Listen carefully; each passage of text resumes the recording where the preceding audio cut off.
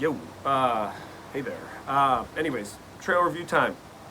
Trail shoe review time. Aaron with the Trails Collective here.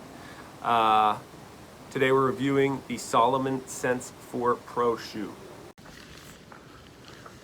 Sense Pro 4. First run.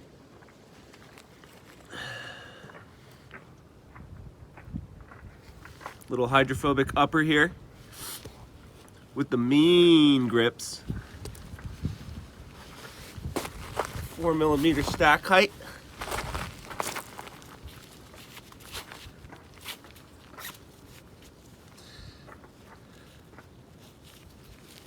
Tip.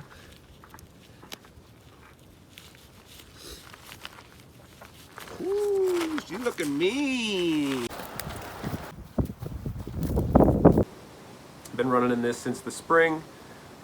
Put it through some snow, some mud, some technical rocky trails, everything in between. Probably about 100, little over 100 miles on these. I'd have to go and look, but tread's doing pretty good. Shoes holding up pretty well. So let's get into it. Anyways, the Sense 4 Pro is all new, redesigned. It was designed obviously off the previous 3.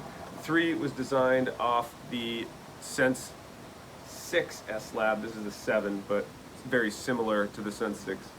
A lot of athletes thought the Sense 6 was getting too far away from its trimmed down roots. A la Killian shoe, you know, a lighter thing. And so they basically said, well, let's repurpose that for a different audience. They came out with the Sense Pro 3. I received the Sense Pro 3 at Cat's Tail Trail Marathon in New York. I thought I was going to love it. I did not love it. It was a very stiff shoe. It had a stiff upper. It had a stiff sole. And it had big lugs that made it feel tippy on some of the trails. Also, a lot of the people that ran in it that I knew, and including myself, had the laces snap. So I don't know if it's just a different recipe on the laces there. They weren't stretchy at all.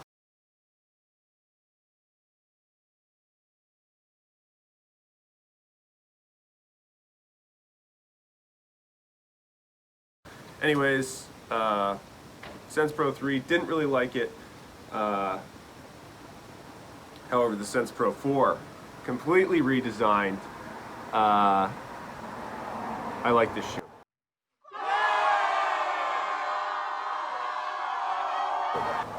There's not much I don't like. There's a couple things, but let's get into the build of the shoe. So the shoe weighs in at about 272 grams. For a men's, I believe that's size 9 when I looked that up. But that's 17 grams or 0.6 ounces per shoe heavier than the 3. So you're getting a little bit, it's going up a little bit in weight, but totally worth it, and I'll tell you why. And I'll tell you where that weight probably comes in.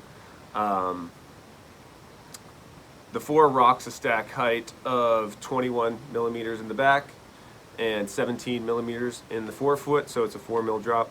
The fit was pretty much true to size for me. One of the biggest gripes I had with Salomon coming into 2020 was that they changed their sizing. So that took me years to dial in the sizing, and according to the rumors, basically, if you could believe them, they increased the volume or the sizing in their shoes a little bit because people thought they ran a little too narrow or too tight. So anyways, the shoe fits just a touch large. I sent back the size 10s for the 9.5s and still have about a thumb width in front of my big toe. Most of the time that's okay.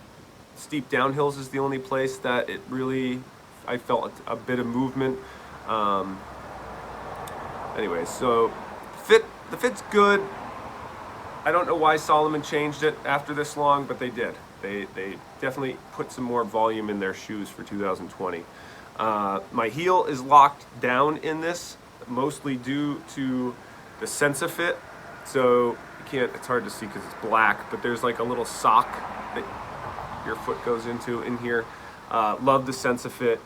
I believe Salomon was maybe the first, if not one of the first companies doing that sense of fit sock on the inside. I believe they're still the best at doing it.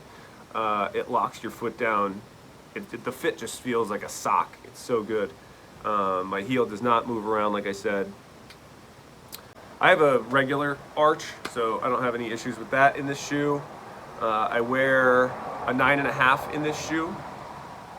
I wear a 10 in the S-Lab Ultra 2.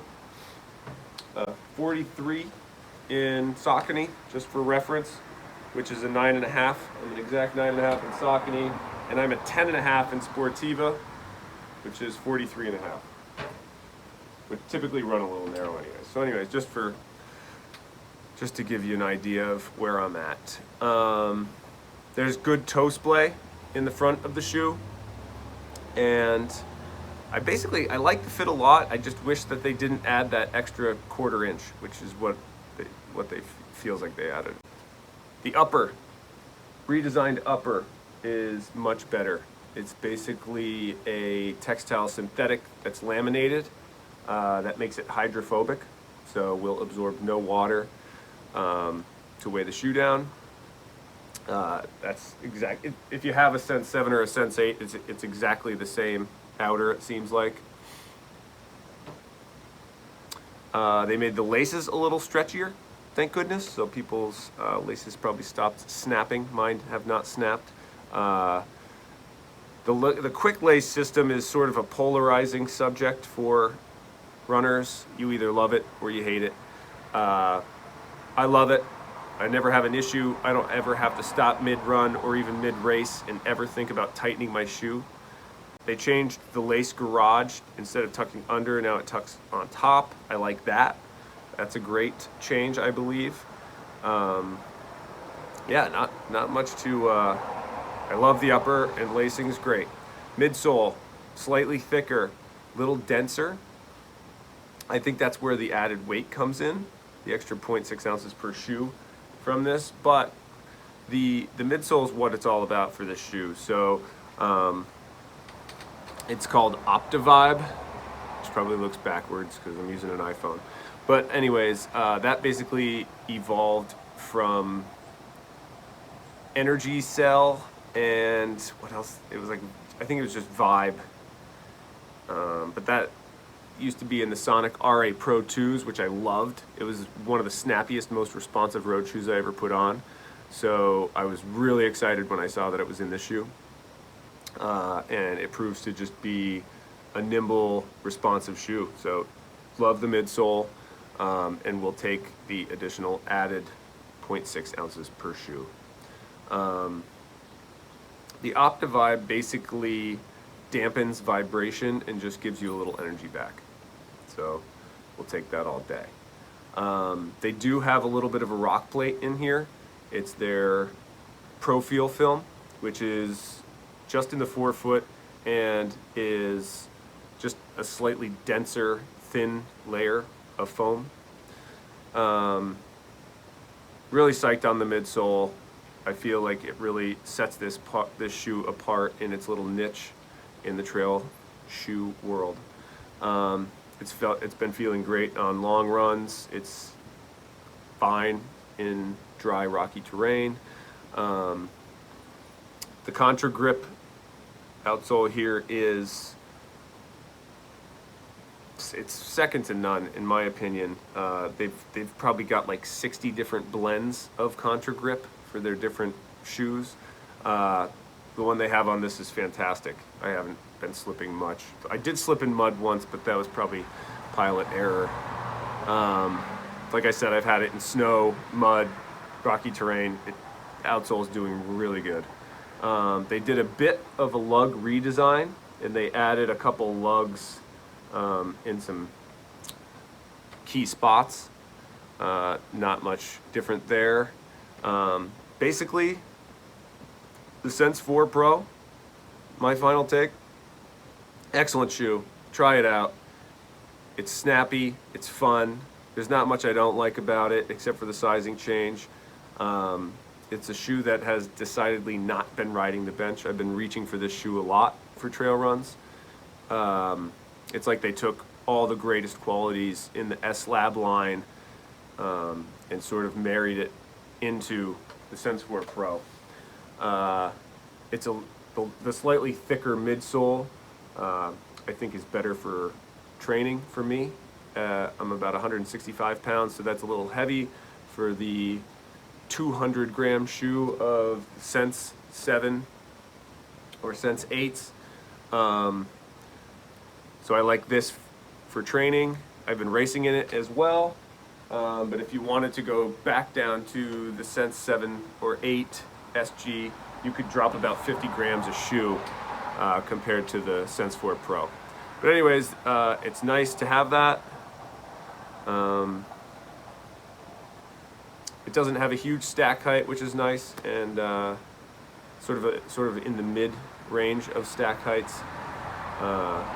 Basically, I think it's a moderately cushioned ride, more on the lightweight side shoe, and I train and race in it happily. Check it out.